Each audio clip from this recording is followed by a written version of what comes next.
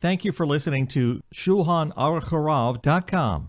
Recital of the entire Sefer Tehillim on Shabbos Mevarchim, the Shabbos in which we bless the new month. We will here discuss the details, background, and any halachic information necessary to know in the fulfillment of this cherished custom. So it's an old age Jewish custom to recite Tehillim before davening. During the weekday on Shabbos, this was, for whatever reason, more prolific in previous time, in which people, especially the simple folk in the shtetl, would get together in shul before davening and recite Tehillim during the week and on Shabbos. And unfortunately, this matter has been nearly extinct, if not for the takan of the Rebbe Rayatz.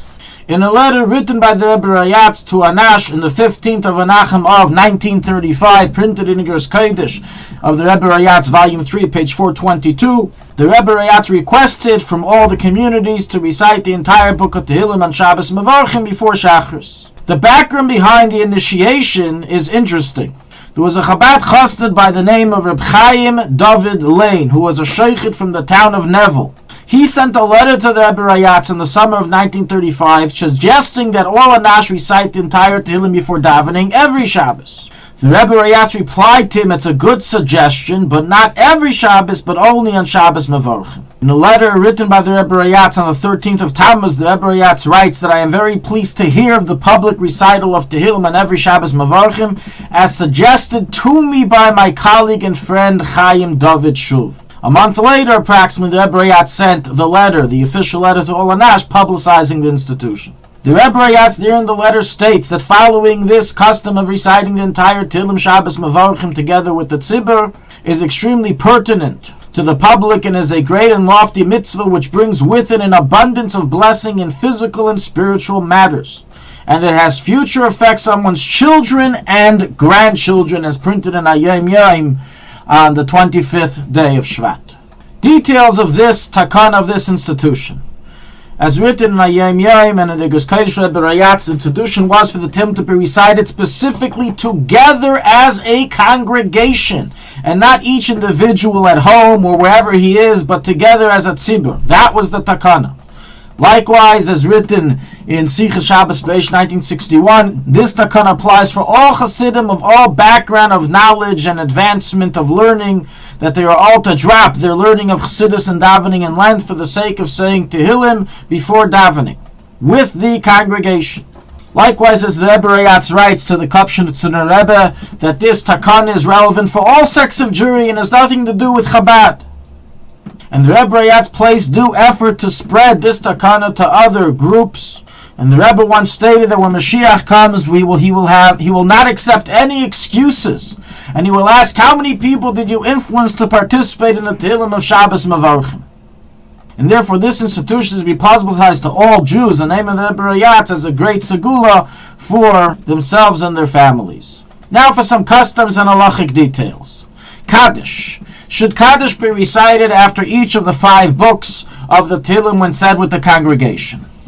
So in a letter of the Rebbe, as well as printed in Sefer Manhagim based on the directive of the Rebbe Rayatz, the following was the directive. Only if there is a chiyuv present, which means an aval within 11 months of a parent, or one has a yahrzeit that day, is Kaddish to be recited after each Sefer, after each of the 5. If, however, chiyuv is not present, then Kaddish is not to be recited between each Sefer, and is only recited one time at the conclusion of the entire Tehillim by someone who does not have any parents. Regarding the recital of the Yehiratzin, should it be said after each Sefer?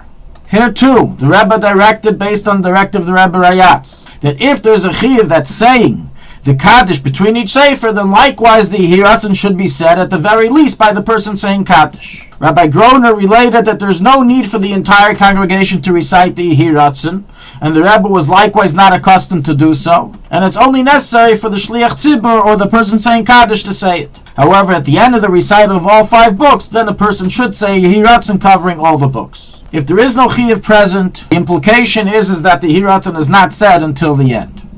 Regarding the verses printed in the Sefer Tehillim before and after the Tehillim, so the Rebbe, upon being asked at one time if it should be said, responded that he did not receive any directive in this manner, and practically it's not the widespread custom to recite it. Neither the verses printed before the start of Tehillim, the Chunarana, or the verses printed after. Another major question. Does the recital of Tehillim on Shabbos Mevarchim push off davening with a minyan? This is a question we discussed in a previous daily halacha, to which we explained that absolutely not. The takana of the Rebbe Rayatz does not come chas v'shalom to overrule Chazal and the obligation to daven with the minyan. Thus, if the minyan is starting, one should stop saying his Tehillim and continue later on, or come with enough time to shul to finish the Tehillim before they start davening. But not as some people do, where they recite the Tehillim from beginning to end without any restriction of what the minyan is up to, when they're starting, and even if they have to miss the minyan, they say Tehillim first. This is incorrect, as recorded in the sources we brought, and so was the directive of Rav Zalman Shimon Dvorkin, the first Rav of Crown Heights, that it is obvious that we may not overrule the minyan for the sake of Tehillim. So what should one do if he couldn't recite the entire Tehillim before Shachris? So he has other stops in which it can be said. You can say it after Shachris, as the Rebbe once replied, and it can be said after Mincha and any time throughout the day until the nighttime. However, you can't say Matzei Shabbos, so don't say Tehillim at night until after midnight. The Rebbe once said that if necessary it can be said even on Sunday or even the next Shabbos, and that one can even begin saying it the night before, or Shabbos morning prior to the start of the minyan. Regarding the night before, this matter is questionable, being that we are not accustomed to recite Tanakh, including Tehillim at night, including Friday night. And the above quote in the name of the Rebbe has not been substantiated. As written on Yom Yom, after the completion of the Tehillim, the congregation is to study together for approximately 1 hour a Hasidic discourse that's understood by all, and then go ahead with davening to the Eibishter. Thank you for listening to Shulchanaruchharav.com.